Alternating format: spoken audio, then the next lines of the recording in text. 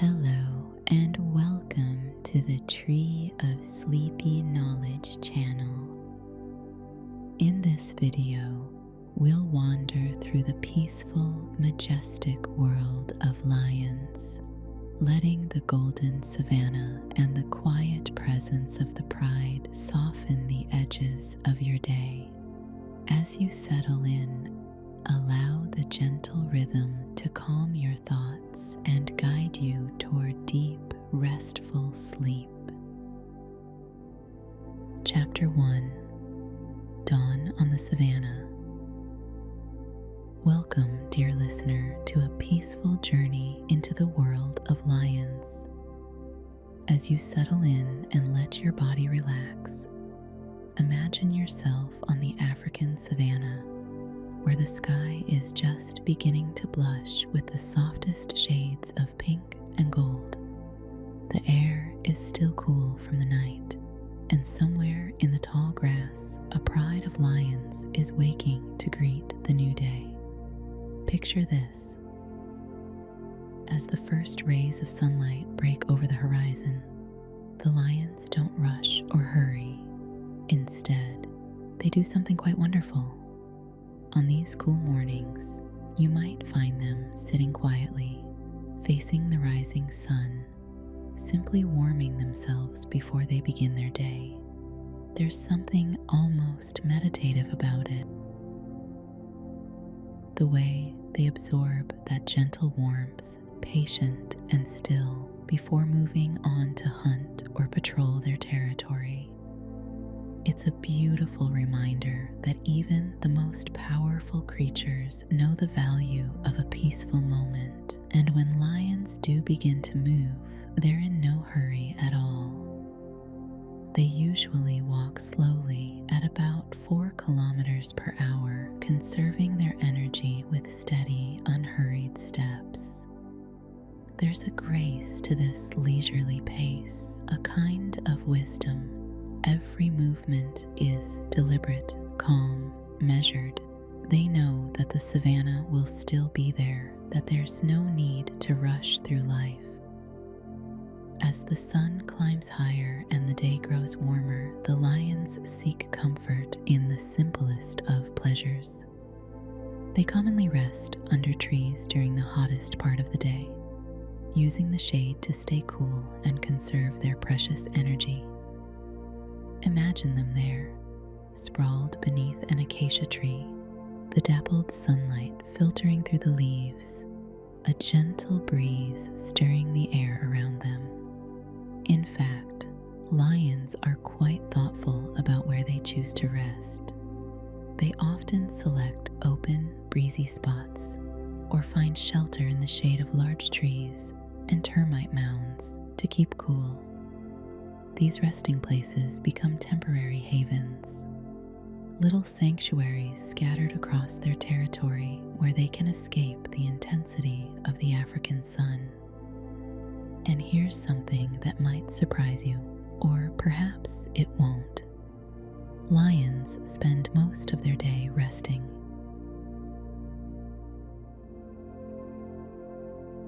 Can you imagine? They're saving their energy for short bursts of activity when they truly need it. There's a profound efficiency in this rhythm, a natural balance between rest and action that we might all learn from.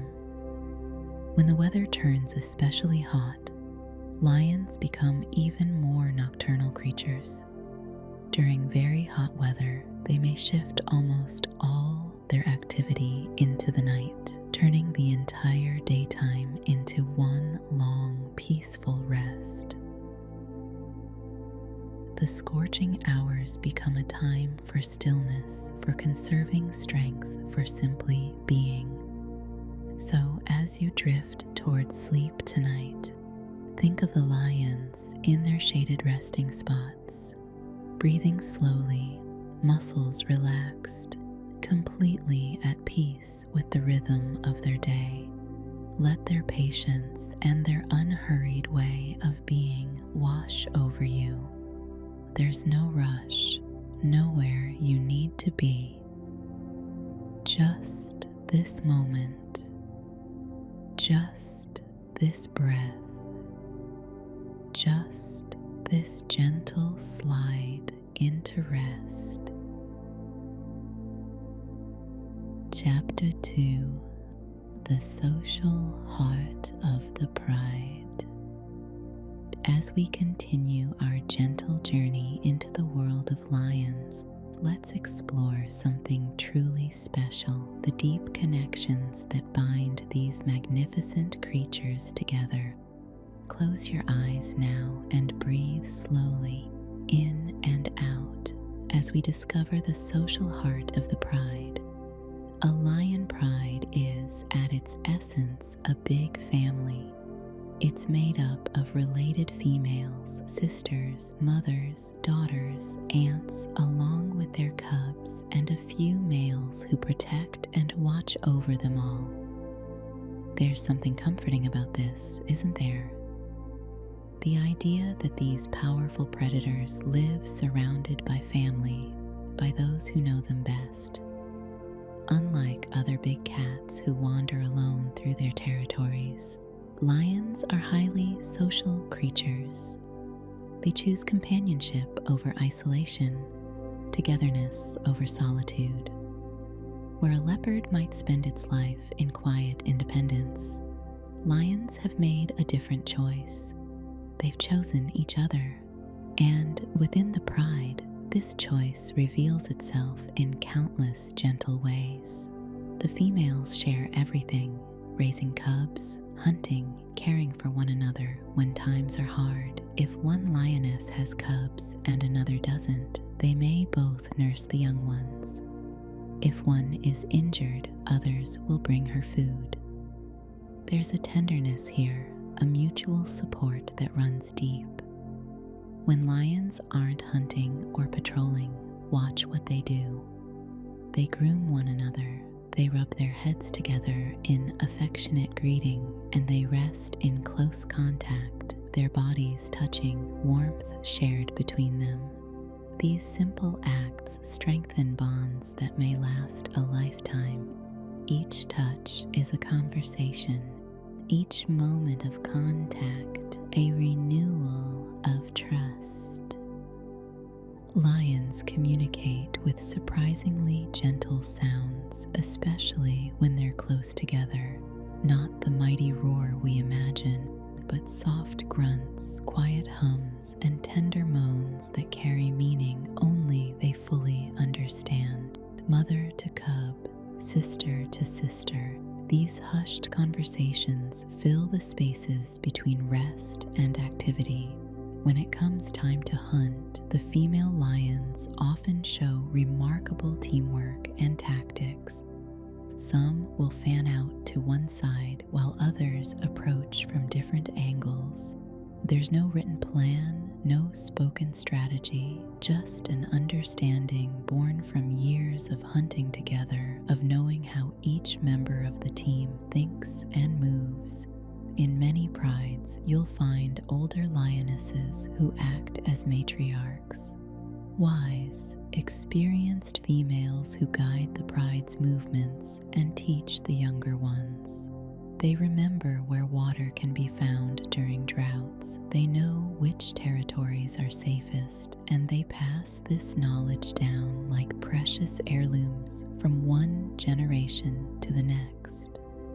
Some prides develop traditional routes to water and shade that are used generation after generation. A particular path through the tall grass, a favored watering hole, a cluster of trees that offers the best shelter from the midday sun. These become part of the pride's collective memory, landmarks in a mental map passed from mother to daughter across the years. Lion prides often have overlapping favorite resting spots, certain trees with just the right amount of shade, particular rocks that stay cool even when the sun is high, copias that offer both comfort and a good view of the surrounding land. If you watched the same pride for weeks, you'd see them return again and again to these beloved places, like coming home. when two friendly lions greet each other, perhaps after being separated for a few hours. There's a beautiful ritual. They walk toward one another with their tails held high in a relaxed posture, not stiff or alarmed, but easy and confident. It's a signal that says, "I'm happy to see you. You're safe with me." And then comes the head rubbing. One lion will press their head against the other's face, their neck, their shoulder. They'll rub and nuzzle, sometimes licking each other gently. This isn't just cleanliness or grooming, though it serves that purpose too. It's bonding, it's affection, it's the physical language of friendship and family. These moments maintain and strengthen the social bonds that hold the pride together. Lions frequently stretch when rising from rest, arching their backs and extending their legs, much like house cats do on your sofa or bed. There's something endearing about this. These massive predators, perfectly capable of bringing down a buffalo, stretching with the same languid pleasure as the smallest kitten. When lions rest in groups, and they often do, they arrange themselves in a loose circle, each facing a different direction. It looks casual, almost accidental, but it forms a relaxed watch system. Even in rest, even in safety, there's an unconscious cooperation. If danger approaches from any direction, at least one lion will notice. But there's no anxiety in this, no tension, just a gentle, instinctive care for one another. Lions groom themselves and each other with careful attention. A lioness might spend long minutes licking her paw and running it over her face, or cleaning behind her ears. Two lions resting side by side might take turns grooming each other's heads and necks, reaching the spots the other can't quite reach alone. It's likely soothing for them, this mutual care, bonding and relaxation combined in one peaceful activity. So, as you settle deeper into your own rest tonight, think of the pride. Lions scattered in the shade, some touching, some nearby, all connected by invisible threads of family and friendship. Think of their gentle sounds, their quiet grooming, their easy companionship. Let their peacefulness become your own, their safety in connection, comfort in belonging.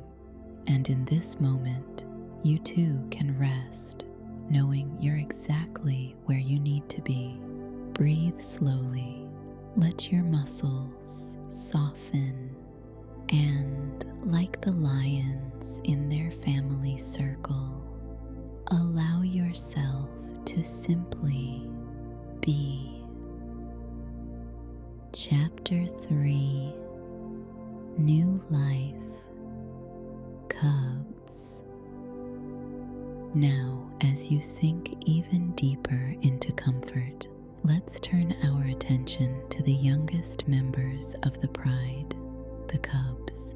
There's something universally soothing about new life, about beginnings, about the gentle unfolding of a creature just entering the world. So breathe slowly and let's meet the lion cubs together. Lion cubs are born remarkably vulnerable. Their eyes are closed when they first arrive, tiny and helpless in the African landscape. For about a week, they experience the world only through touch and scent and sound. The warmth of their mother's body, the smell of her fur, the rumble of her breathing, and then, gradually, their eyes begin to open, revealing the world for the first time. Light and shadow, movement and stillness. The face of the mother who has been caring for them in darkness. When cubs are very young, lionesses are extraordinarily protective. they hide their babies in sheltered spots that serve as nurseries. Perhaps a dense thicket of bushes, a rocky outcropping with a hidden den, tall grass that conceals them from view. These secret places keep the cubs safe while they're at their most fragile, before they're strong enough to keep up with the pride. Even in these early days, cubs are communicators. They call to their mothers with tiny mews and squeaks, sounds that seem impossibly small to come from future kings and queens of the Savanna. And their mothers respond to these calls, returning to nurse them, to clean them, to check that all is well. There's a conversation happening, soft and essential, between mother and child. As cubs grow stronger, their days become filled with play. Lion cubs spend their early life playing and wrestling with one another, tumbling over and under, learning and practicing the skills they'll need later while bonding with their brothers and sisters. Every pounce is practice, every wrestle a lesson, but it's also pure joy, the simple pleasure of movement and company. Watch them closely, these playing cubs, and you'll see familiar behaviors. They stalk and pounce on each other's tails and ears, treating these moving targets as if they were prey. One cub's swishing tail becomes irresistible to another, who crouches low, wiggles slightly, and then springs forward in an ambush. Moments later, the roles reverse, and the game continues in an endless, playful cycle. What's wonderful is that adult lions sometimes join in this play, not to dominate or discipline, but to participate, to teach social skills gently, to show the cubs how to temper their strength, when to hold back, how to read the signals of others. An adult might lie on their back while cubs climb over them, batting at the adult's face with soft paws. Or an older lioness might let a cub stalk her, pretending not to notice until the perfect moment to turn and nuzzle the surprised youngster. A typical lion litter brings about 3 cubs into the world, not too many to overwhelm a mother, but enough for companionship and play. 3 little lives beginning their journey together. And here's something remarkable about lion mothers. Lionesses often synchronize their breeding so that multiple females in the pride give birth around the same time. This means that several mothers share nursing duties, feeding not just their own cubs, but each other's as well. A cub might nurse from their aunt or cousin, and this shared responsibility strengthens the bonds between all the females while ensuring that every cub has the best chance of survival. Female cubs, when they grow up, almost always stay with their birth pride for life. They remain with their mothers, their sisters, their aunts. The same family they were born into becomes the family they'll raise their own cubs alongside. There's continuity in this, a beautiful thread connecting generation to generation, grandmother to granddaughter, across years and decades. When lionesses go out to hunt, the males in some prides take on an unexpected role. They babysit the cubs. These powerful males, who might seem too fierce or too focused on patrolling territory, will stay behind with the young ones watching over them while their mothers are away. It's a tender contradiction, strength in service of the most vulnerable. But life on the Savanna, as peaceful as it can seem in these quiet moments, is not without its hardships. In the Serengeti, around half of all cubs don't survive to see their second birthday. Predators like hyenas may find hidden nurseries, Times of hunger can come when prey is scarce and there isn't enough to go around.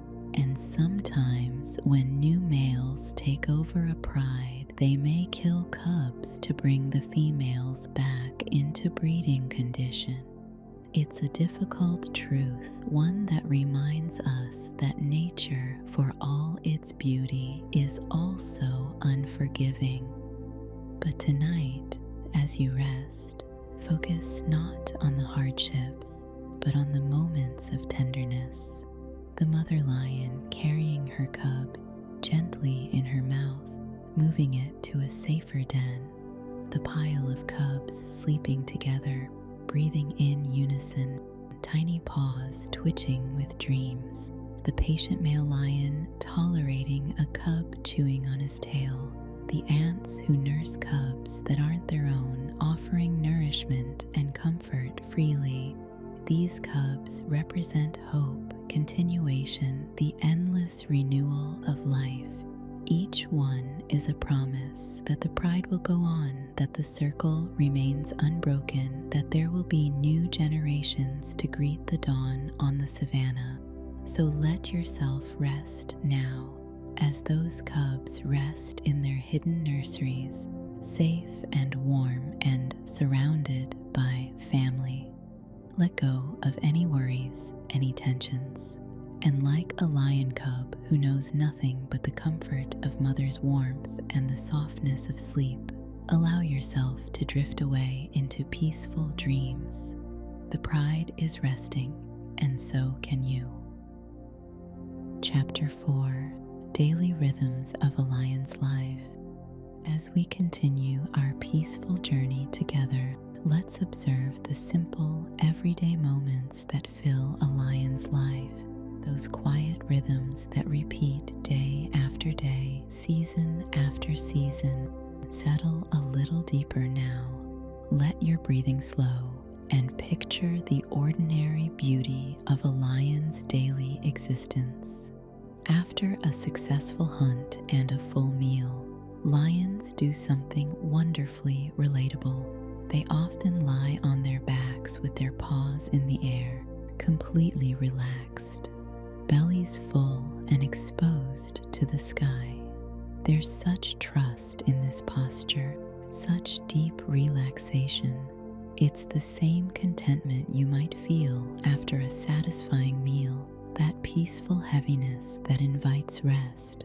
The lion lies there, utterly at ease, perhaps with a gentle breeze ruffling their fur, eyes half closed or fully shut, lost in the perfect satisfaction of the moment. When the rains come, those heavy, dramatic downpours that transform the African sky, lions don't panic or scatter. Instead, they hunker down calmly and wait until the storms pass. They might tuck themselves under whatever shelter is available, or simply sit in place, water streaming off their manes and backs, patient and still.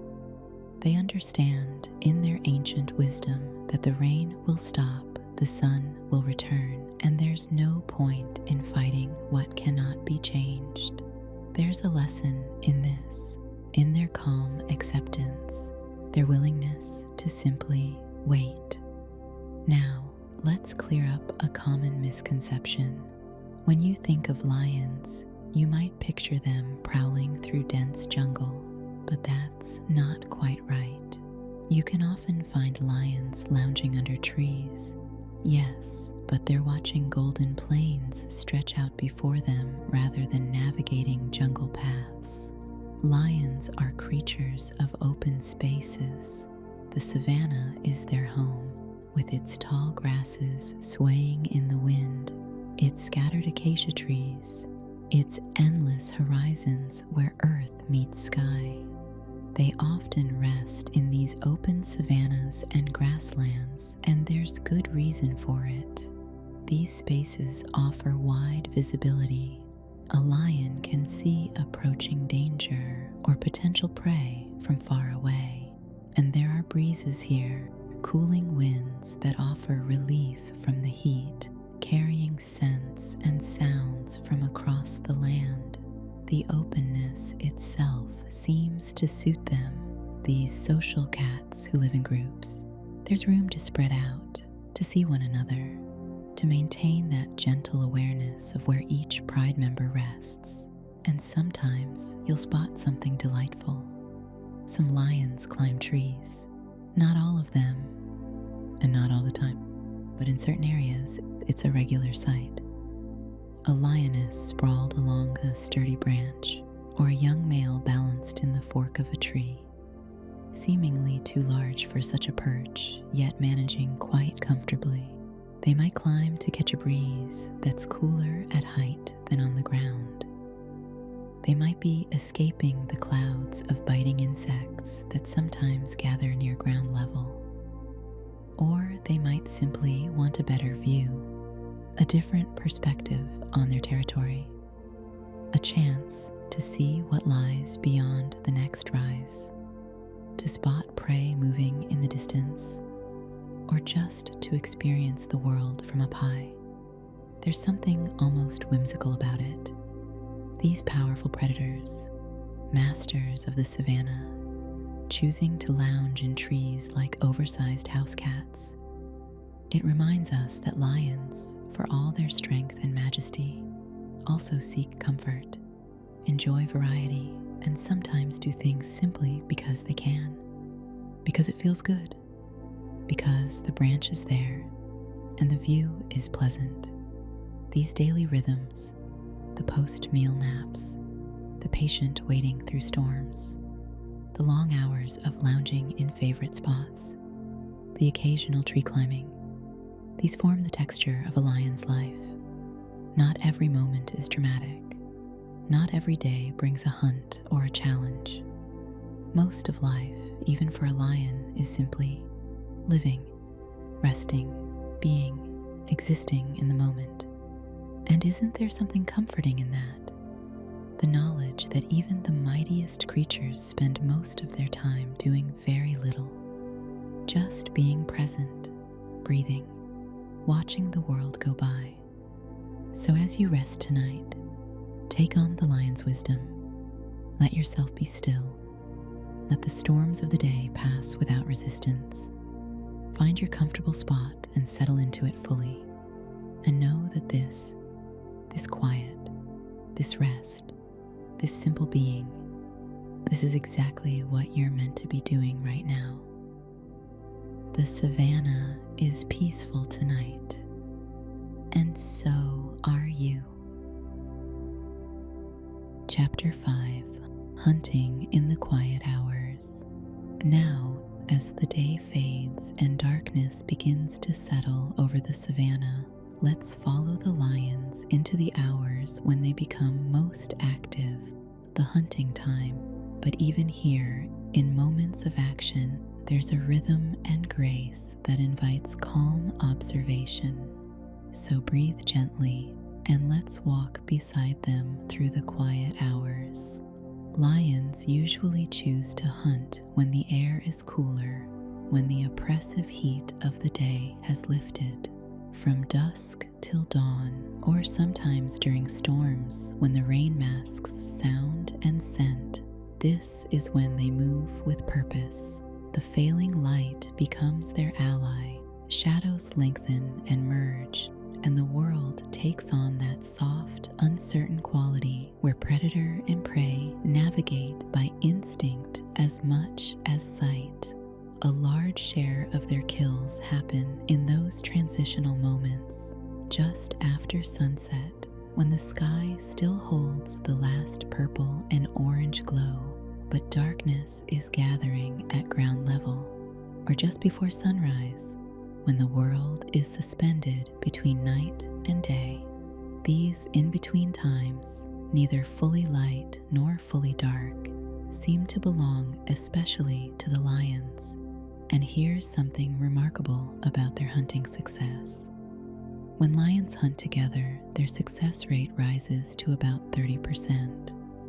It may not sound impressive at first, but consider this. A lion hunting alone succeeds less than 20% of the time. That cooperation, that teamwork we explored earlier doesn't just strengthen social bonds, it literally means the difference between eating and going hungry. Working together, they become more than the sum of their parts. Their tactics show sophisticated coordination. Lions use what we might call ambush sharing. One lioness might deliberately reveal herself, pushing prey animals to run in a particular direction toward other lions lying low and hidden in the grass. The prey thinks it's escaping danger, running away from the visible threat, not realizing it's running directly toward hidden hunters. It's strategy, patience, and trust all working together. Picture it unfolding. Female lions spread out across the landscape, moving quietly into position. They begin to circle their prey, gradually tightening the ring. Each lioness knows her role, her position, without any obvious signal passing between them. And then, at some invisible moment of readiness, they spring the ambush cooperatively. Some cut off escape routes while others close in for the actual takedown. It's coordination born from years of hunting side by side, an understanding that runs deeper than words. Some lion prides face an additional challenge and opportunity. They live in areas where their prey doesn't stay put. These lions follow the great migratory movements of herbivores like wildebeest and zebra, those massive herds that trek across the landscape following the rains and fresh grass. The lions become travelers too, their territories expanding and contracting with the rhythm of the migrations, their lives tied to the ancient patterns of the herds they depend upon. Now, you might have heard that lions are scavengers, stealing kills from others or feeding on animals they didn't hunt. But this is largely a misunderstanding. Lions are not major scavengers. Scavenging is usually minor compared to their own hunting efforts. They're skilled predators who earn most of their meals through their own work. Yes, they'll take advantage of an opportunity if they find a fresh carcass, but they're hunters first and proud ones at that. When the hunt succeeds and it's time to feed, something interesting happens. At first, there's a frenzy. The lions who made the kill begin eating quickly, urgently, tearing at the meat with an intensity born from hunger and the hard work of the hunt. It can seem chaotic, almost frantic, but then, gradually, order returns. The initial desperate hunger satisfied, the lions settle into a more measured feeding, and eventually cubs and lower-ranking lions get their turn. They approach cautiously at first, but they're allowed to feed, and the pride shares the success, ensuring that everyone benefits from the cooperative effort. There's a kind of rough fairness in this system, an understanding that while strength and rank have their privileges, the pride survives only when everyone eats, when even the smallest cubs receive nourishment.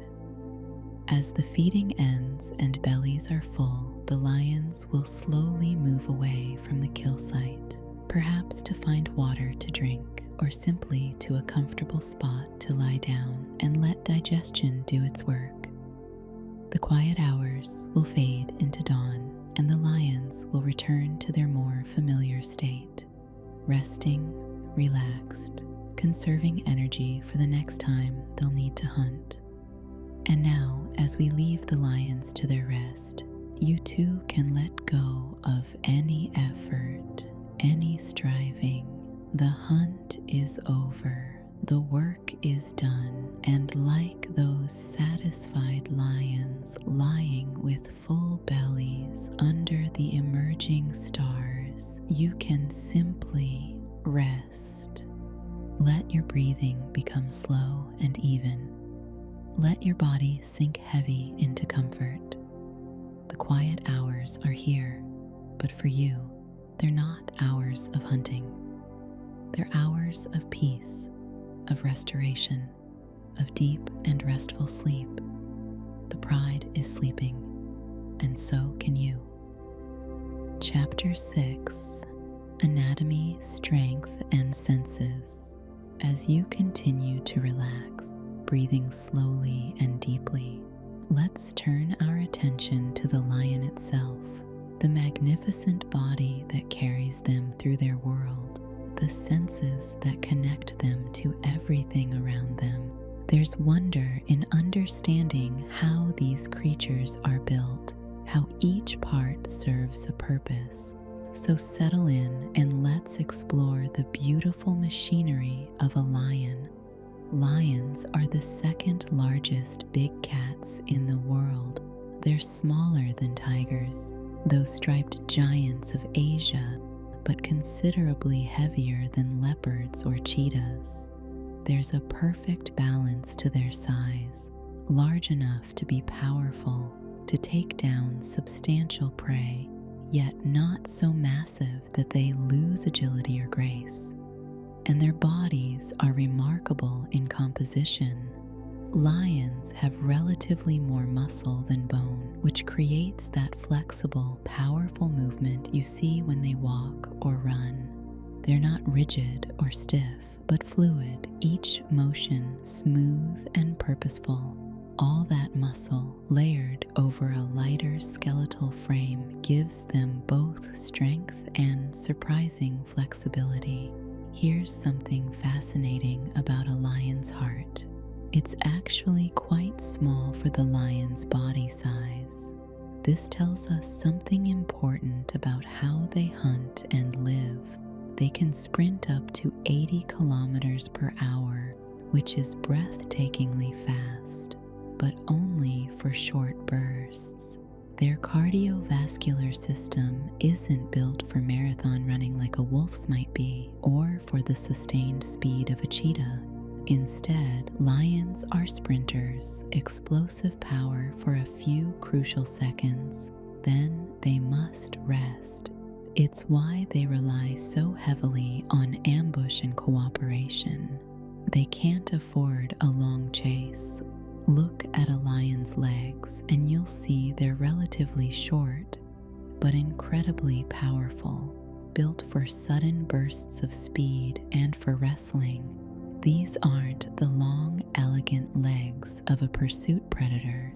These are the legs of a creature who needs to pounce, to grapple, to hold onto struggling prey with sheer strength. Every muscle in those legs is about power, about that explosive moment when the hunt succeeds or fails.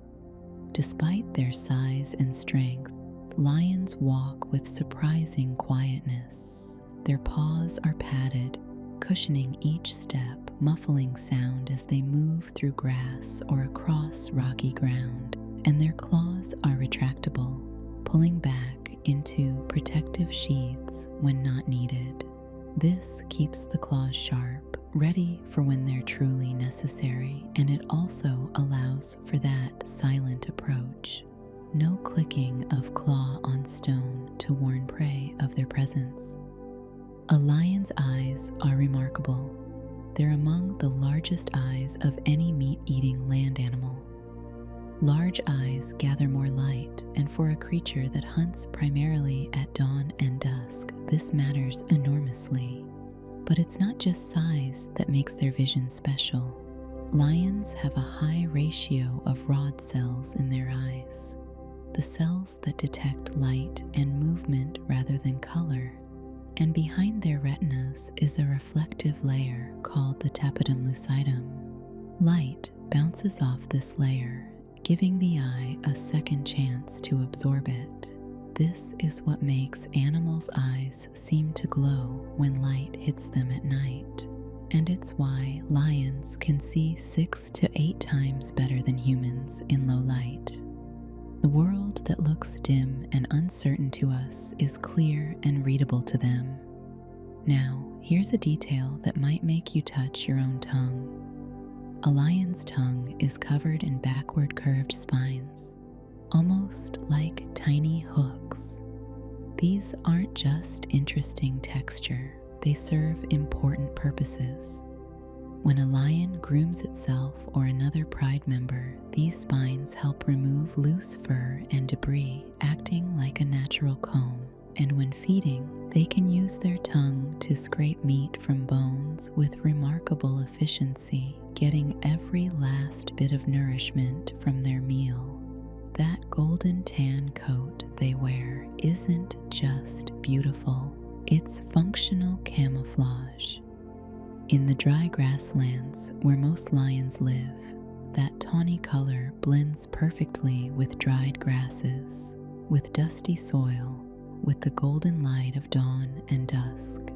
A lion lying in wait can seem to disappear against the landscape, becoming just another shadow, just another sun-touched patch of earth. Here's a detail that might surprise you. A lion's nose pattern is unique, like a human fingerprint. No two lions have exactly the same pattern of spots and creases on their nose leather. Researchers studying wild lions have learned to use these nose patterns to identify individuals, to track them over years, to understand their lives and relationships. Each lion carries their own distinct marker, their own signature written on their face. If you were to find a lion's paw print in soft earth, you could estimate whether it came from a male or female. A male's paw print is typically around 14.5 centimeters, while a female's is slightly smaller, about 13 centimeters. These tracks tell stories across the landscape. Who passed this way? How long ago? Where they were heading? And here's something invisible but important. Lions have scent glands between their toes. As they walk, they leave subtle scent trails behind them, messages that other lions can read. I was here. This is my territory. I passed by just hours ago. The landscape becomes a library of information, written in scents we humans can't even detect. All of these pieces, the powerful muscles, the specialized eyes, the padded paws, the unique nose patterns, they come together to create the complete animal. A lion is not just strong or just beautiful or just well adapted. A lion is all of these things at once, a perfect expression of evolutionary refinement, shaped by millions of years to fit precisely into their role in the Savanna ecosystem. And as you rest tonight, think about your own body, the remarkable machine that carries you through the world with its own adaptations and capabilities.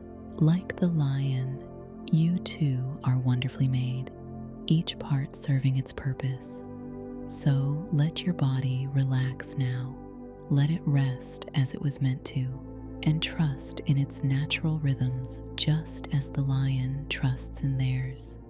Breathe deeply, let go, and sleep. Chapter 7: Tails, Manes, and Other Features. As we drift further into this peaceful night, let's take a closer look at some of the distinctive features that make lions so recognizable, those special touches that set them apart. Your breathing is slow and steady now, your body heavy with relaxation. So just listen and imagine as we explore these beautiful details. Let's start with something you might not have thought much about: the lion's tail. At the very end of their long tail, there's a tuft of dark fur, a little tassel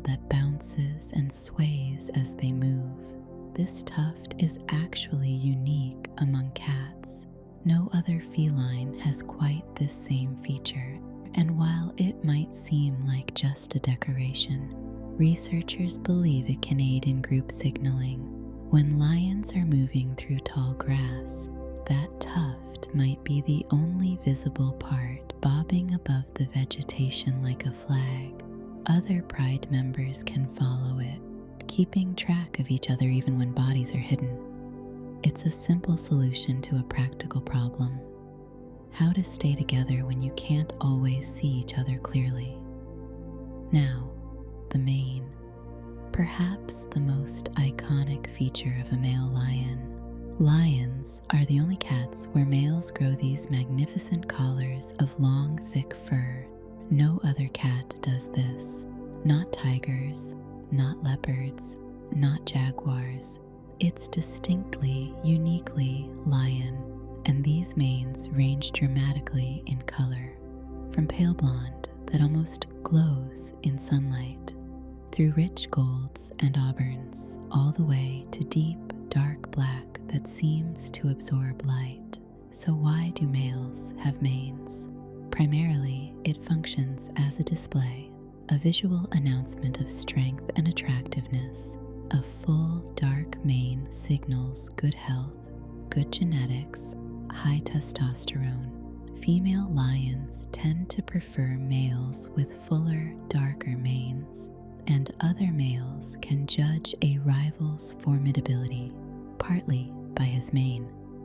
An impressive mane says, "I'm strong, I'm healthy, think carefully before challenging me."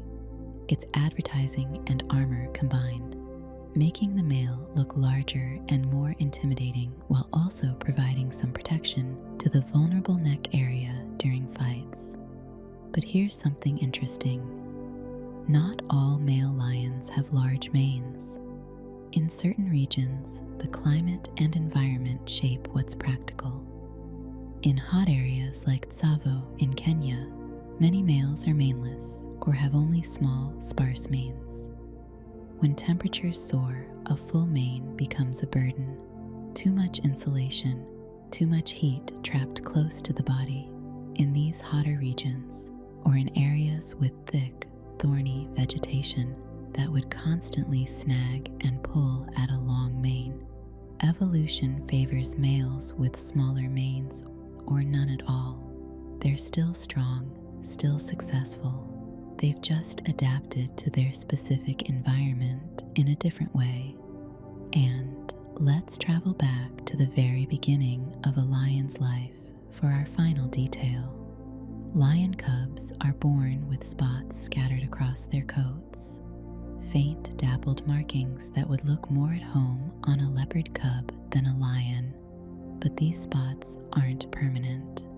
As the cubs grow, as weeks turn into months, the spots gradually fade, slowly disappearing until the cub's coat becomes the solid golden tan of an adult lion. It's a transformation so gradual you might not notice it day by day, but eventually the spotted baby becomes the sleek adult carrying no trace of those infant markings.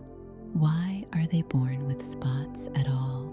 Perhaps it's an echo of ancient ancestry, a reminder that all the big cats share common origins far back in time. Or perhaps those spots provide some camouflage for the vulnerable young cubs, helping them blend into dappled shadows and broken light in their hidden nurseries. Whatever the reason, it's a beautiful detail. These temporary decorations that mark the cubs as young as still becoming what they'll be. So there you have it, the distinctive tuft on the tail, the magnificent and variable mane, the fading spots of cubhood. Each feature tells part of the lion's story. Each one is a thread in the larger tapestry of what makes a lion a lion. And as you rest now, think of how we all carry our own distinctive features, our own markers of who we are and where we've been.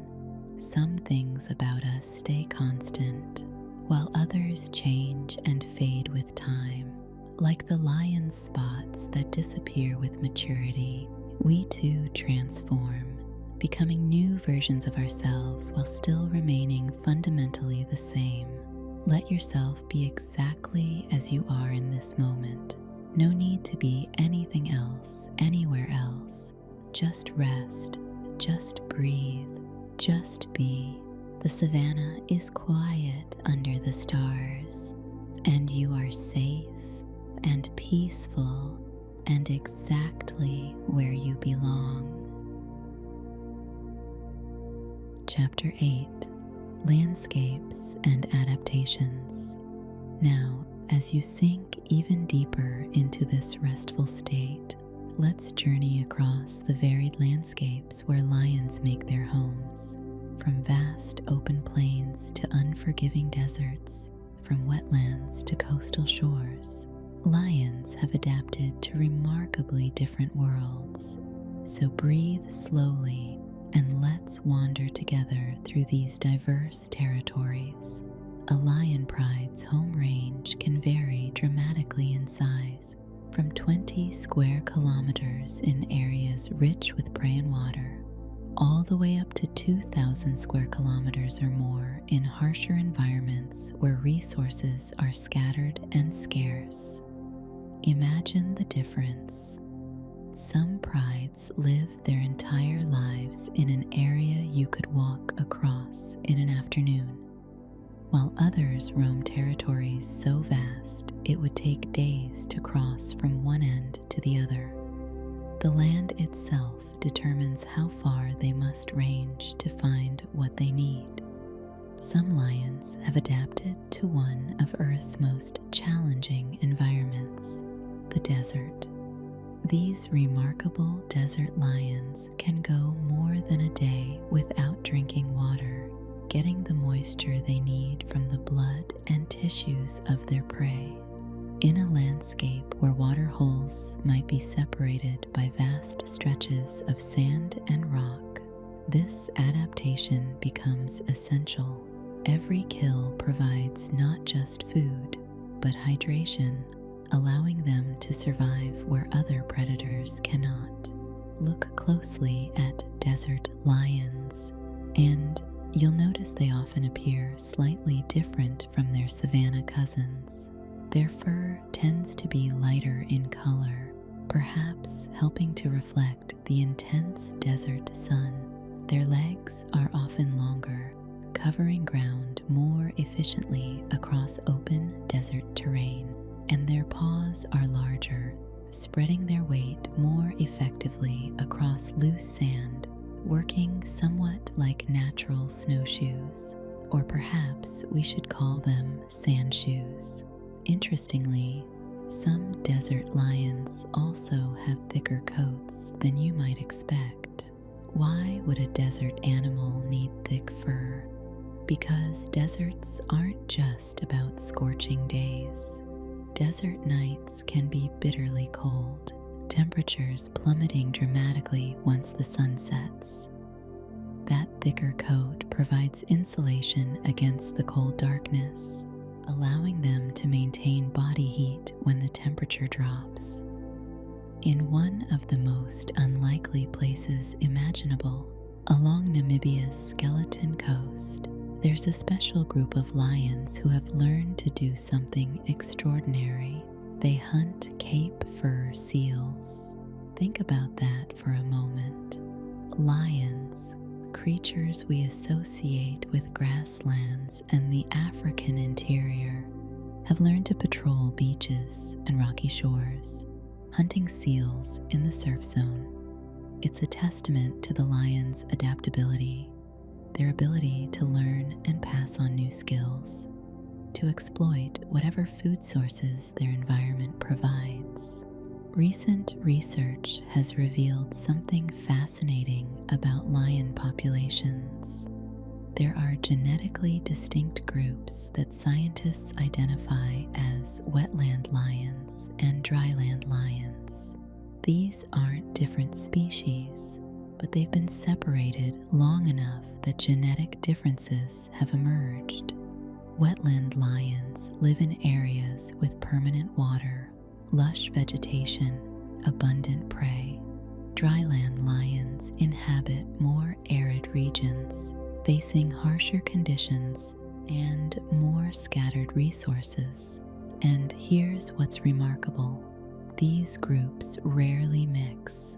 They're limited mostly by habitat preference, by adaptations to their specific environments. A wetland lion wouldn't thrive in the desert, and a desert lion might struggle in the wetlands. Each group has become specialists in their particular world, shaped by generations of adaptation to local conditions. But let's zoom out now, back through time, and see the bigger picture. Lions once ranged across an enormous territory, all across Europe, throughout the Middle East, across India, and over much of Africa. Ancient Greeks knew lions. Romans captured them for their arenas. Lions appear in the art and mythology of cultures from Persia to India to Egypt.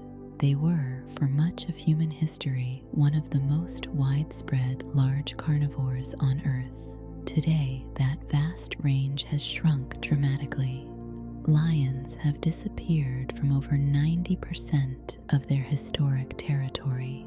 They're gone from Europe entirely, absent from the Middle East except for a tiny remnant population, vanished from most of Asia.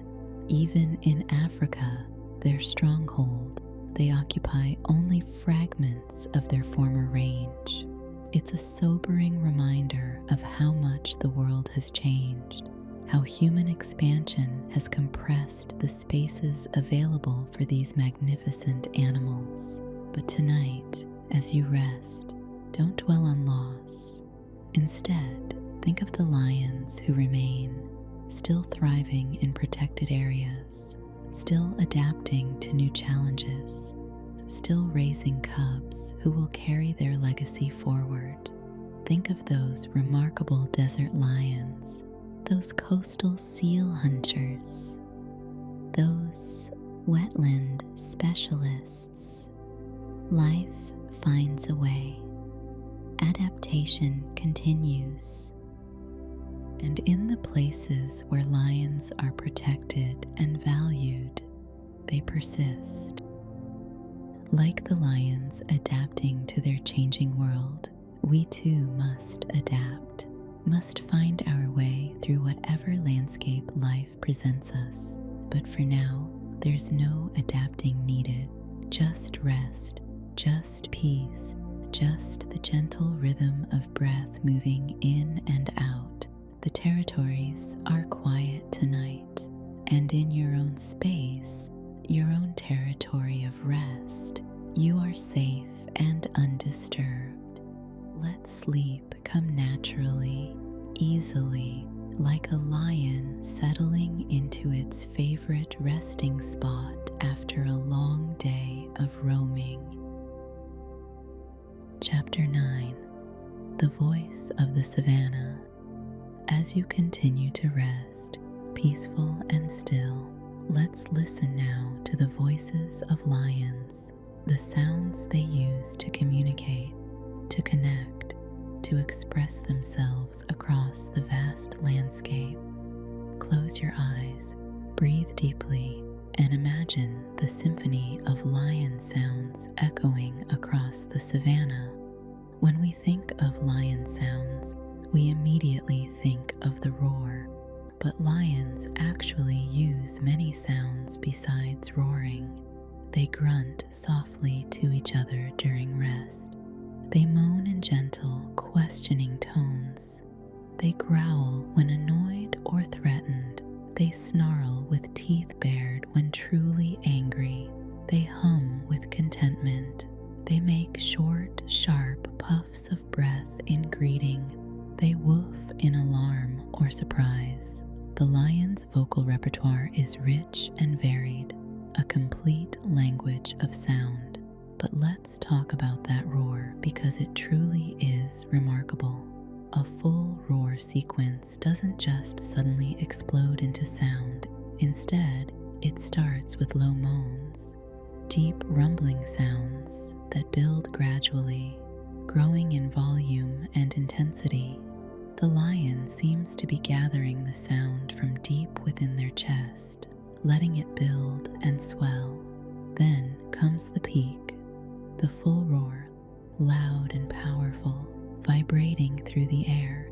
And finally, it ends with chuffing huffs, shorter, sharper exhalations as the roar winds down. The whole sequence can last over a minute, a full minute of vocal power, rising and falling like a wave. How loud is a lion's roar? It can reach 114 decibels. To put that in perspective, that's as loud as a thunderclap or standing near a jet engine. It's a sound you don't just hear. You feel it, vibrating in your chest, resonating through your bones. It's a sound designed to carry, to command attention, to announce presence. And carry it does. A lion's roar can travel up to 8 kilometers across open terrain. 8 kilometers. That's 5 miles. From one end of the pride's territory to another, across valleys and over hills, the roar travels, helping pride members stay connected even when separated by vast distances. I am here, it says. I am strong. I am protecting this territory. And other pride members hear and know where their family is, who's calling, what's being communicated. Interestingly, cubs cannot roar. They're born without this ability, and they develop it only as they grow. At first, their attempts are adorable and ineffective, squeaky, abbreviated sounds that barely carry past the next bush. But gradually, as their vocal apparatus matures, as their chest deepens and their lungs strengthen, the roar emerges, first weak and uncertain, then stronger, until finally they can produce that full, resonant call that marks them as adult lions. Lions also make soft sounds that might surprise you. There are lion puffs, gentle exhaled greetings, almost like a soft chuff of breath through the nose and mouth. When two friendly lions approach each other, you might hear this sound, a warm acknowledgement, a vocal embrace. Hello, friend. Hello, sister. It's good to see you. And then there's humming or purr-like sounds, though lions don't purr quite the way house cats do. These are sounds of contentment, of satisfaction, of peaceful rest. A mother lion nursing her cubs might make these sounds. Lions grooming each other, lying in close contact on a cool morning, might hum softly to one another. It's the sound of everything being right with the world, of comfort and safety. Here's something researchers have discovered. Individual lions have distinct vocal fingerprints. Just as humans can recognize each other's voices, lions can distinguish between the roars and calls of different pride members. Each lion's voice has its own character, its own timbre and quality. A lioness knows her sister's roar from that of a stranger. Cubs learn to recognize their mother's specific vocal signature. The soundscape of the savanna is not just noise, but a rich tapestry of individual voices, each one known and recognized. Grunts serve as short-range contact calls, the everyday conversation of the pride. I'm moving over here. I'm awake now. I see you. These soft grunts keep the pride coordinated during rest and movement, a constant low-level dialogue that maintains social cohesion without requiring the drama of a roar. Growls and snarls are warnings, clear statements of displeasure used to defend food or space. A lion feeding on a kill might growl at others who approach too closely. A sleeping lion disturbed might snarl to say, "Leave me alone." These sounds establish boundaries, maintain order, prevent conflicts from escalating into actual fights. Most of the time, the warning is enough. The sound says what needs to be said, and the issue resolves without violence. The ability to produce such powerful sounds comes from specialized anatomy. A lion's vocal folds are uniquely structured, allowing them to produce extremely low, resonant notes with surprisingly little effort. The sound emerges deep and rich, carrying power without requiring the lion to strain or exhaust itself. Its efficient design, maximum impact from minimal energy expenditure, so the savanna is never truly silent. Even in the quiet hours, there are soft grunts and gentle huffs, and when night falls or dawn breaks, there are roars echoing across kilometers, conversations happening in a language of growls and moans and chuffs that only lions fully understand. But for you tonight, there's no need to roar, no need to call across vast distances. Your voice can rest just as your body rests. Let all sound fall away except perhaps the gentle rhythm of your own breathing, that soft, regular whisper of air moving in and out. The lions have spoken, and now, like them in their contented hours, you can simply be quiet and still and peacefully asleep. Chapter 10. Male and Female Roles. As we continue through this peaceful night, let's explore the different roles that male and female lions play within the pride, the ways their lives diverge and intersect, the responsibilities each carries. Breathe slowly, let your body sink deeper into rest, and listen to these stories of family and survival. Dominant male lions rarely go it alone. Instead, they often form coalitions with brothers or age mates, groups of 2, 3, sometimes even 4 males who band together with a common purpose. There's strength in numbers, and what one male might struggle to achieve alone becomes possible when brothers work together. These coalitions exist primarily to help males take over and hold prides. A single male trying to displace the resident males of a pride faces daunting odds. But a coalition of brothers, coordinated and united, becomes a formidable force.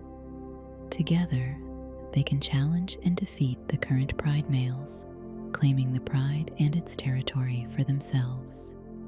But even within these coalitions, not all males are equal. There's usually a hierarchy, subtle but real. One male, typically the strongest or most dominant, gets more mating opportunities than his coalition partners. The others still benefit from being part of the group, still father some cubs, but the primary male claims the majority of breeding rights. It's not always fair, but it's the system that has evolved, balancing cooperation with competition. And here's a sobering truth about male lions. Dominant males usually control a pride for only a few years, perhaps 2 years, perhaps 4 or 5 if they're exceptionally strong and lucky. But eventually, they age. Their strength wanes. Younger, more vigorous males challenge them, and eventually, they lose. They may be driven out, wounded, left to wander alone or with their coalition partners, no longer kings but nomads, struggling to survive without a pride support. When new males take over a pride, something difficult often happens. They may kill small cubs they did not father. It's brutal, hard to witness or even think about. but there's a reproductive logic to it. Cubs tie females to a nursing period during which they don't come into breeding condition. By eliminating these cubs, the new males bring the females back into estrus more quickly, allowing the males to father their own offspring. The females fight to protect their cubs, but they're often overwhelmed. It's one of nature's harsher realities, a reminder that survival and reproduction drive behaviors we might find cruel. Young males face their own difficult transition. Around age 2 to 4, they're pushed out of their birth pride, no longer tolerated by the resident males, sometimes even pressured to leave by their own mothers, who must balance loyalty to sons against the stability of the pride. These young males then roam in small coalitions, often with their brothers or cousins, wandering from territory to territory. They're nomads for a time, hunting for themselves, avoiding established prides, growing stronger and learning until they're ready to challenge for a pride of their own. It's a dangerous period. Many don't survive it. While males come and go, the female lions provide continuity. Prides consist mostly of related females who stay for life: mothers and daughters, sisters and aunts, grandmothers and granddaughters. They're the pride's foundation, its stable core, its institutional memory. Males may change every few years, but the females remain, and with them the pride's identity persists across generations. And as these females age, their role evolves. Older lionesses may move more slowly than they once did. They may hunt less frequently, leaving the most dangerous work to younger, faster pride members. But they're far from useless or forgotten. These elder females carry knowledge. They know where to find water during droughts, remember safe resting areas, understand the territory's dangers and opportunities in ways younger lions don't yet. They lead the pride to water and safe places, especially during difficult times. Their experience becomes their contribution, their wisdom, their gift to the pride. There's a beautiful balance in all of this, despite the hardships. Males bring genetic diversity, ensuring cubs aren't too closely related to each other. Females provide stability and continuity. Young lions bring energy and strength. Old lions bring wisdom and memory. Each age, each sex, each individual plays a role in the pride's survival. And as you rest tonight, think about the roles we all play in our own families and communities, how we contribute changes over time, sometimes through strength, sometimes through wisdom, sometimes simply through presence and care. But we all have value, regardless of age or circumstance. Like the elder lioness leading her pride to water, we all carry knowledge worth sharing, even if it's quiet and easy to overlook. So rest now, knowing that you too have your place, your role, your contribution to make. But tonight, your only job is to sleep, to restore yourself, to let your body and mind recover and renew. The pride is resting in the cool darkness, and you can rest too, safe and peaceful, exactly as you are.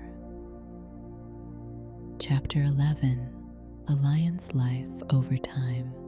As the night deepens and you drift closer to sleep, let's reflect on the arc of a lion's life, from beginning to end, and the different forms lions take across the world. Breathe gently and let these final thoughts settle over you like a soft blanket. In the wild, lions live around 12 to 16 years. It's not a tremendously long life by human standards, but within that span, a lion experiences so much. Cubhood with its play and learning, adolescence with its challenges and exile for males, adulthood with its responsibilities of hunting and raising young, and perhaps, for the fortunate ones, a period of elder wisdom before the end comes. 16 years to live a complete life, to leave cubs and grandcubs behind, to make a mark on the pride in the landscape. Interestingly, lions in well-managed zoos often live 20 years or more without the dangers of the wild, rival lions, injuries during hunts, periods of starvation, territorial battles, and with regular veterinary care and consistent food, lions can reach ages rarely seen in nature. There's something bittersweet about this. Longer life, yes, but purchased at the cost of freedom, of vast territories, of the challenges and triumphs that define wild existence. Now let's travel far from the African savanna across the Indian Ocean to the forests of Gujarat in India. There lives the Asiatic lion of India's Gir forest, the last remnant of once widespread Asian populations. Lions once roamed from Greece through the Middle East, across Persia, and into India. Persian kings hunted them. They appear in ancient Indian art and literature.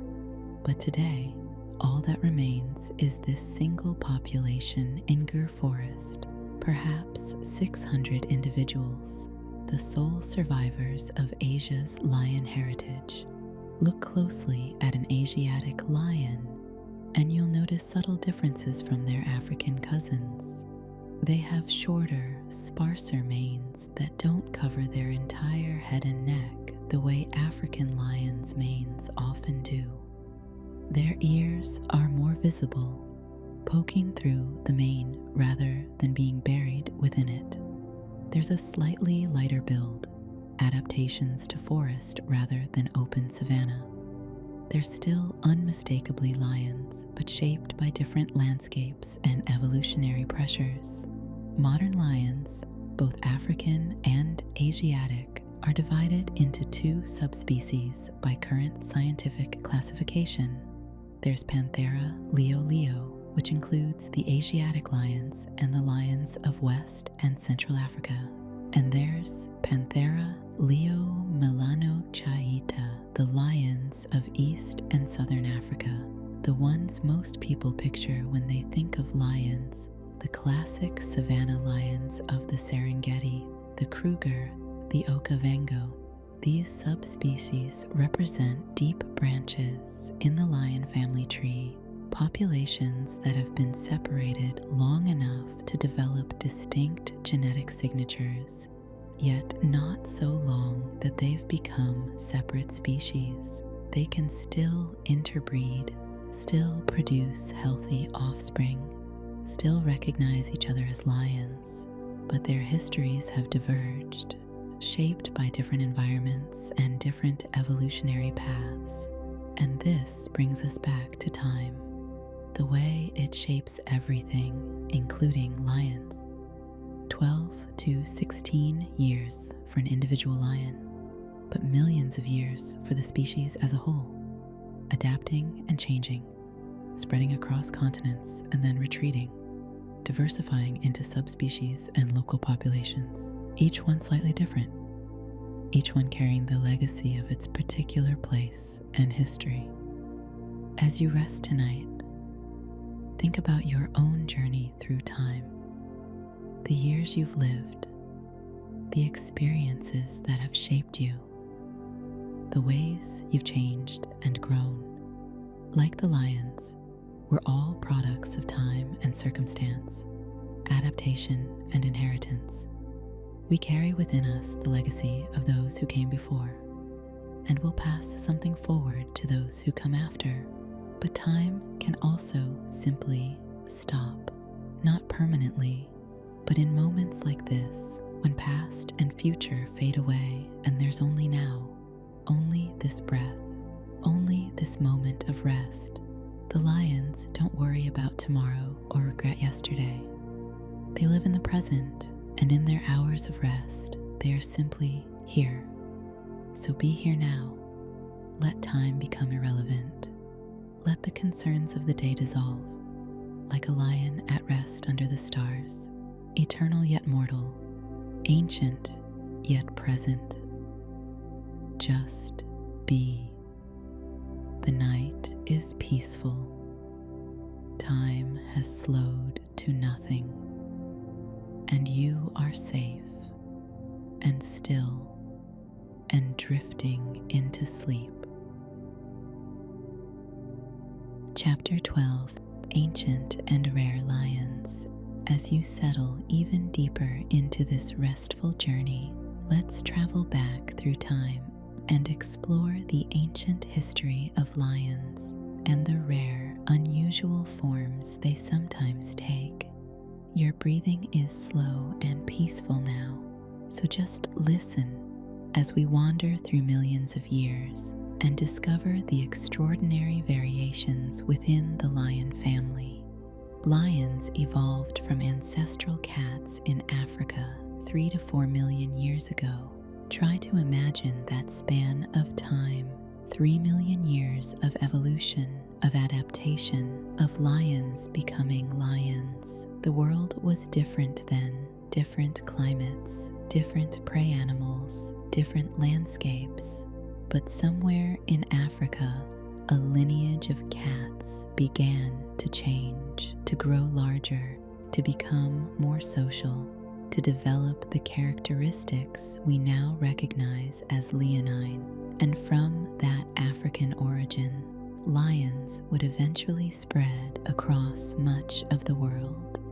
During the Ice Age, there were cave lions, magnificent creatures that once lived across Europe, Asia, and even North America. They were larger than modern lions, adapted to colder climates, hunting prey like woolly mammoths, and Ice Age horses and bison. Ancient humans knew them well. Cave paintings from France and Spain depict these lions with remarkable detail and artistry.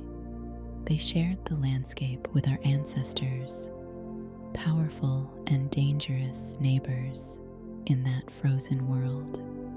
But most of these ancient types went extinct around 10,000 years ago as the Ice Age ended and the world warmed. The cave lions disappeared from Europe, then from Asia, then from North America. Climate change, shifting prey populations, competition with humans and other predators. Whatever the reasons, they vanished, leaving only bones and fossils, and those ancient paintings as evidence they ever existed. The lions that remain today are their distant relatives, survivors of a much more diverse leonine family tree. Now, let's turn to something rare and beautiful in the modern world: white lions. You might have seen photographs of them, pale as moonlight, almost ghostly in appearance. But here's an important detail. White lions have leucism, not albinism. It's a subtle but significant distinction. Albinism means a complete absence of pigment, pink eyes, no color anywhere. Leucism means reduced pigment, but not complete absence. White lions have normal eye color, usually gold or blue, and they do have some pigmentation, just much less than typical lions. The cause of their pale coat is something called the chinchilla mutation, a recessive genetic trait that dilutes the normal tawny color to cream or white. Both parents must carry the gene for white cubs to be born, which is why white lions are so rare in the wild. They're not a separate subspecies, just an unusual color variant that occasionally appears in certain populations. particularly in the Timbavati region of South Africa, where the gene seems more common. And then there are the hybrids, creatures that blur the boundaries between species. Leaguers are the offspring of a male lion and a female tiger. Tigons are the offspring of a male tiger and a female lioness. These hybrids can grow larger than either parent species, particularly ligers, which can become truly enormous, sometimes over 900 pounds, larger than any naturally occurring big cat. There's something called hybrid vigor that can cause this unusual growth, though it also brings health complications. Most male hybrids are sterile, unable to produce offspring themselves. It's nature's way of maintaining species boundaries, preventing these crosses from becoming established populations. But interestingly, some females can produce offspring, particularly female ligers or tigons, bred back to either lions or tigers. The genetics become complex and fascinating, though in the wild, such hybrids almost never occur, since lions and tigers occupy different habitats and wouldn't naturally encounter each other. These unusual lions, the ancient cave lions, the rare white lions, the artificial hybrids, they remind us of the diversity and possibility inherent in the lion lineage. Evolution has experimented with many forms over millions of years. Some succeeded and persist today. Others flourished and then vanished. And humans have sometimes created their own variations, for better or worse. But the lions we've been exploring tonight, the tawny golden lions of the African savanna and the Gir forest, these are the successful form, the ones that have found their niche and maintained it through changing ages. They are the inheritors of millions of years of evolution, the survivors, the ones who embody what a lion is meant to be. And as you drift towards sleep, think of yourself as an inheritor too of your own genetic heritage, your own history, all the lives that came before you leading to this moment. You are the result of an unbroken chain stretching back millions of years, just as surely as the lion is. Every ancestor survived long enough to pass on their genes, creating you here, now. So rest peacefully, knowing you carry that ancient strength within you, like the lions who survived when cave lions could not.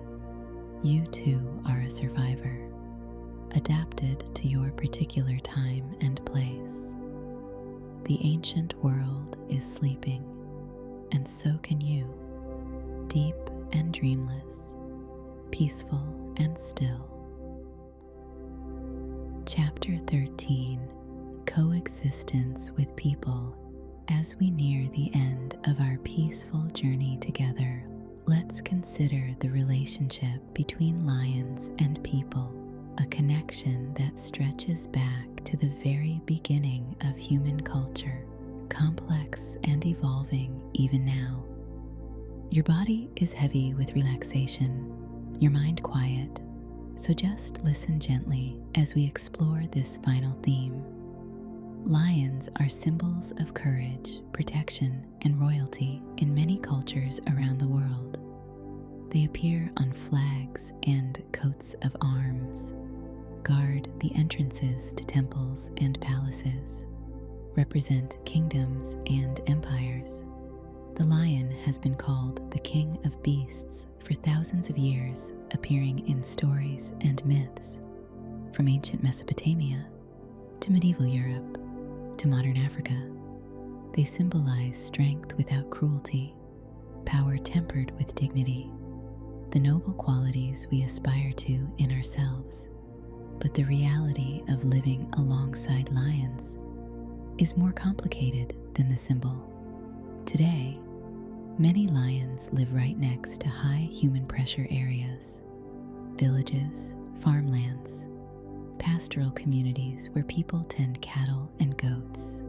The boundaries between human and lion territory have become blurred overlap, creating inevitable tensions.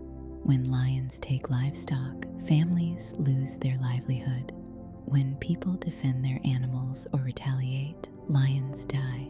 It's a conflict born not from malice on either side, but from two species trying to survive in the same space with incompatible needs. Some lion prides have learned to navigate this dangerous boundary. They carefully skirt villages at night, moving through human-dominated landscapes with remarkable caution. They've learned which areas are too dangerous, where the dogs bark and the people watch, and they avoid those places, even when easier prey might be found there. It's a kind of negotiated coexistence, fragile and imperfect, but it works, at least sometimes, at least for some lions. Conservation groups work tirelessly to reduce these conflicts and protect lions. They help communities build better livestock enclosures that keep lions out.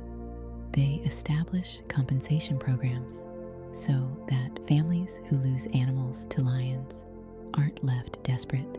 They create corridors and protected areas where lions can live without constant human pressure. They educate people about lions, helping transform them from threats into sources of pride and tourism income. And slowly, in some places, it's working. Attitudes shift, conflicts decrease, and lion populations stabilize or even grow. It's delicate work, this coexistence. It requires patience and understanding from both conservationists and local communities. It requires money and resources and political will. It requires recognizing that people's needs matter too, that someone who has lost their only cow to a lion has every right to be angry and afraid, and that dismissing those feelings helps no one. But there's hope in the effort, hope in the creativity and dedication of people working to find solutions, hope in the communities that choose to live alongside lions rather than eliminate them, hope in every protected area where lions can still roar at dawn, every corridor that connects populations, every young person who grows up valuing lions rather than fearing them. The relationship between humans and lions is ancient. We've coexisted, competed, admired, and feared each other for hundreds of thousands of years. We've painted them on cave walls and carved them in stone. We've hunted them and been hunted by them. We've driven them to the brink of extinction in many places, but we've also fought to save them, to ensure they remain part of our shared world. And tonight, as you rest in safety, far from any actual lions, but connected to them through shared existence on this planet, you can take comfort in knowing that people are working to ensure that somewhere lions still rest under acacia trees, that cubs still play in hidden nurseries, that roars still echo across the Savanna at dawn. The world is large enough for both humans and lions if we choose to make it so, if we value them not just as symbols, but as living beings with their own right to exist, to thrive, to continue their ancient patterns across the landscapes they've inhabited for millions of years. So as you drift into sleep, send a quiet thought toward those lions, resting now in their territories, under the same stars that shine above you, breathing the same air, part of the same world. We share this planet, this brief moment in time, this opportunity to coexist. The lions are sleeping, the villages are quiet, and you too can rest, peaceful and undisturbed, knowing that tomorrow, in some protected corner of Africa or India, the lions will rise again with the sun. Breathe slowly, let go completely, and sleep. Chapter 14. The State of Lions Today. As we approach the end of our time together tonight, let's look honestly at where lions stand in the modern world. These truths are sobering, but they're balanced with hope. So breathe gently, stay relaxed, and listen as we acknowledge both the challenges and the possibilities. African lions are listed as vulnerable on the IUCN Red List, the International Assessment of Species at Risk. Vulnerable means they face a high risk of extinction in the wild if current trends continue. It's not the most dire category. That would be critically endangered or extinct in the wild. But vulnerable is serious nonetheless. A warning that without continued effort, lions could slip further toward the edge. The classification varies by region. Lions are classed as vulnerable globally, but some populations in Western and Central Africa are critically endangered, hanging on by the thinnest of threads in isolated pockets of habitat. These regional populations number in the dozens or low hundreds, vulnerable to any disaster, any disease outbreak, any increase in poaching or conflict. The threats are clear and interconnected.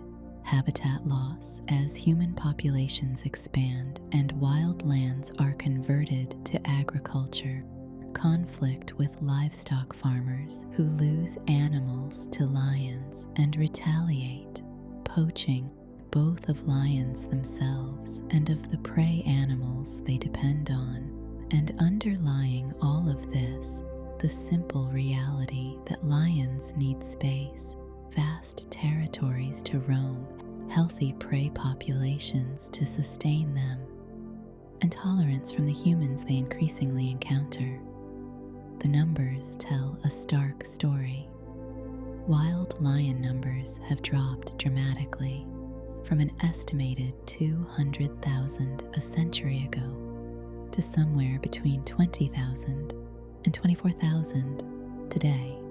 That's a decline of roughly 90% in just a few human lifetimes. Imagine if 9 out of every 10 lions simply vanished. That's what has happened. Across Africa, only a few protected areas hold populations of 1,000 lions or more. The great strongholds like the Serengeti ecosystem, Kruger National Park, the Okavango Delta, most lion populations are far smaller, scattered across fragmented habitats, genetically isolated from other populations, vulnerable to local extinction. A 2025 estimate found approximately 13,000 lions in eastern and southern Africa, those regions with better protected areas and more successful conservation programs. But in Western and Central Africa, the estimate was only 342 lions, 342 scattered across an entire region. It's a number that should make us pause, that should remind us how close we are to losing something irreplaceable. But here's the hopeful part, the reason not to despair. As you drift towards sleep, when habitats and prey are protected, populations can recover. We've seen it happen. Areas where lions had declined begin to stabilize when given adequate protection. Cubs survive at higher rates. Prey populations rebound. The pride grows.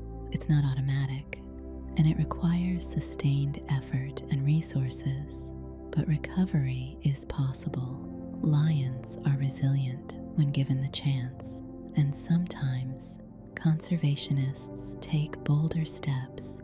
Carefully planned translocations can restore lions to areas where they had vanished.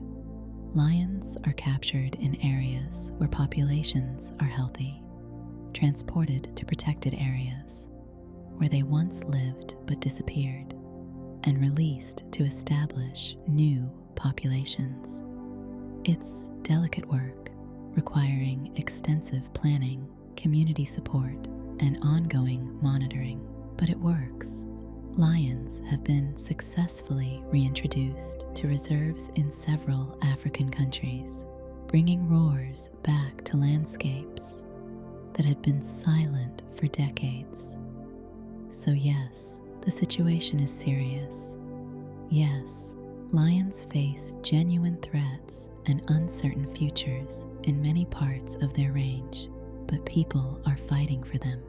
Conservation organizations, local communities, governments, researchers, donors, and countless individuals who believe the world needs lions. Every protected area maintained is a victory. Every community that chooses coexistence over conflict is a victory. Every cub that survives to adulthood, every pride that grows, every successful translocation, these are victories, small perhaps against the larger backdrop of decline, but real and meaningful. And you, even you, resting peacefully in your bed, far from any lion territory, you're part of this story too, simply by caring, by learning, by valuing these magnificent creatures. You contribute to a culture that sees lions as worth saving. And culture matters. It shapes policies, drives conservation funding, determines whether future generations will know lions only from books or will still hear their roars echoing across wild places. So rest tonight, knowing that the story isn't over. The challenges are real, but so is the commitment to meet them. Lions have survived for millions of years through ice ages and climate shifts and countless other challenges. With our help, with conscious effort and genuine care, they can survive this century too.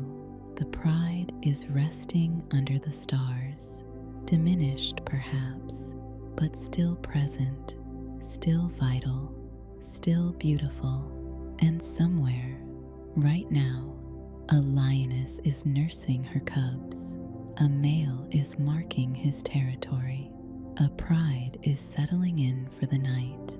The lions endure, and so does hope.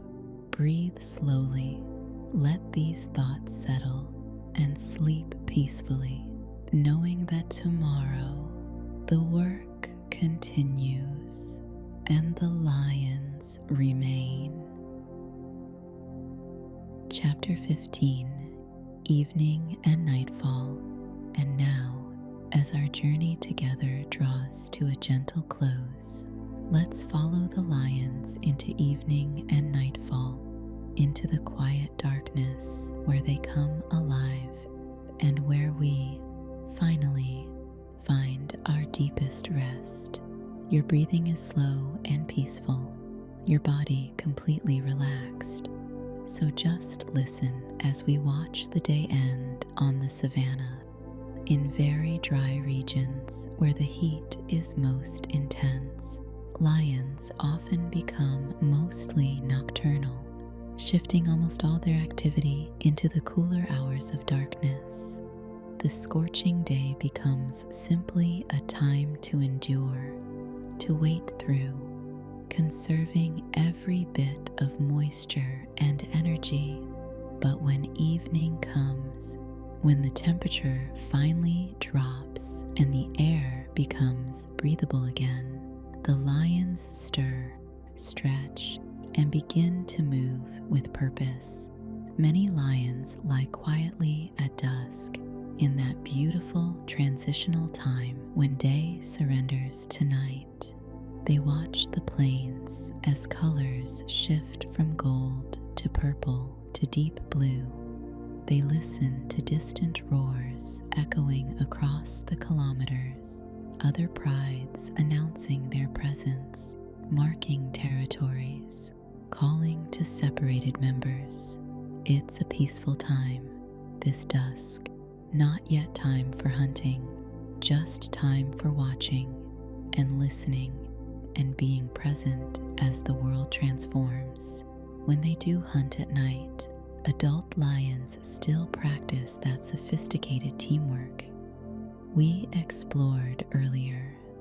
Even in darkness, they use ambush sharing, with one lioness deliberately flushing prey toward partners hidden in the shadows.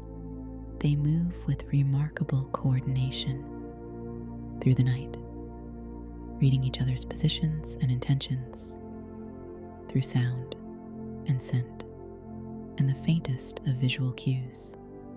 Lions communicate quietly in the dark with soft grunts and gentle calls, keeping track of each other when visibility is limited. I'm here to your left. I'm moving forward now. Wait, not yet. These hushed conversations maintain coordination without alerting prey, a constant low-frequency dialogue that keeps the pride functioning as one organism despite the darkness. Some prides walk familiar moonlit paths between their resting spots and watering holes, routes they've traveled countless times. Worn smooth by generations of paws, the moonlight transforms the landscape into something ethereal, silver grass, deep shadows, everything softened and mysterious. The lions move along these paths with confidence, knowing every rise and hollow, every tree and termite mound, navigating by memory as much as sight. As the night deepens, roars echo across the savanna once more, those powerful calls linking mothers and cubs and distant pride members across the darkness. Each roar carries information, location, identity, sometimes alarm or excitement. The soundscape of the night is rich with meaning for those who know how to listen. A mother calls and her cubs respond. A male announces his presence, and his coalition partner answers from half a kilometer away. The pride stays connected through sound, invisible threads of communication spanning the darkness. And finally, after the hunt and the feeding, after the social greetings and the quiet conversations, after all the activities that fill a lion's night, the pride settles. They find their resting spot, perhaps the same one as yesterday, perhaps somewhere new, but equally comfortable. They arrange themselves in that loose circle we spoke of earlier, some touching, some nearby, all connected, and they rest, breathing softly, bellies full or empty, but energy conserved, warm bodies close together for comfort and security. Above them, the stars stretch across the warm African sky, the same stars that have watched over lions for millions of years, the same stars that shine down on you now as you rest in your own comfortable place. The pride is sleeping, the hunt is over. The roars have faded. The night is deep and peaceful and safe. And you too can finally, completely let go. Your journey through the world of lions is complete. You've walked beside them from dawn to dusk to the deepest night. You've learned their rhythms, their sounds, their social bonds, their struggles and triumphs. You've traveled back through millions of years and across continents. You've seen them as they truly are, not just symbols or characters in stories, but living beings, beautiful and complex, struggling and surviving in a changing world. But now, all of that knowledge can fade into the background. The facts and stories can dissolve into the peaceful darkness. What remains is just the feeling, the calm, the connection, the sense of having spent time in the presence of something magnificent. The lions are resting under their African stars, and you are resting under yours. Breathe slowly in and out. Let every muscle soften. Let your mind become quiet and still. The savanna is silent now, except for the gentle sound of breathing. The pride sleeping together, safe and warm, and you are safe and warm and deeply, peacefully asleep. Let go of the day. Let go of any thoughts. Let go of anything that might keep you awake. The lions have shown you how to rest, how to be still, how to conserve your energy for when you truly need it. Tonight, you need nothing but sleep. The tall grasses sway gently in the night breeze. The stars shimmer above. The earth is warm beneath, and the pride sleeps, breathing as one. A family at rest, content and peaceful, just as you are content and peaceful, drifting now deeper and deeper into restful sleep. There's nowhere to go, nothing to do, no thoughts to think, just this gentle darkness, this soft comfort, this perfect rest. The lions are dreaming now of sun-warmed rocks and cool shade, of full bellies and family close by. And you can dream too, or simply sink into dreamless sleep, whichever feels right, whichever comes naturally. Good night, rest well, and may your dreams be as peaceful as a lion sleeping under the endless African sky.